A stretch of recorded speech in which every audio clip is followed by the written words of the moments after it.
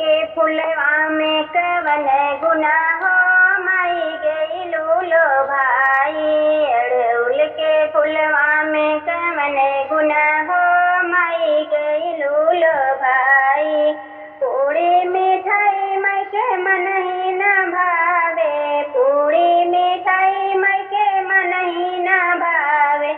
नारियल चुनरिया में कवन गुनाह माई गइलू लो भाई। नारियल चुनरिया में कवन गुनाह माई गइलू लो भाई।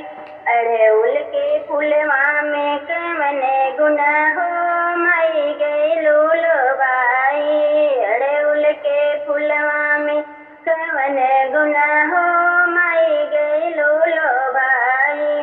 साड़ी और लहंगा माई के मन ही न भावे, साड़ी और लहंगा माई के मन ही न भावे। लाली चुनरिया में कवन गुनाह माई गइलू लो भाई। लाली चुनरिया में कवन गुनाह माई गइलू लो भाई। अड़हुल के फुलवा में कवन गुनाह माई गइलू लो भाई। अड़हुल के फुलवा में कवन गुनाह माई गइलू लो भाई। गइलू लो भाई मैया गइलू लो भाई। अड़हुल के फुलवा में कवन गुनाह माई गइलू लो भाई।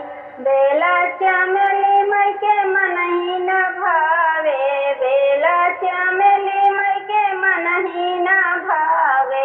लाले फुलवा में कवन गुनाह माई गइलू लो भाई। लाले ही फुलवा में कवन गुनाह माई गइलू लो भाई। अड़हुल के फुलवा में कवन गुनाह माई गइलू लो भाई। अड़हुल के फुलवा में कवन गुनाह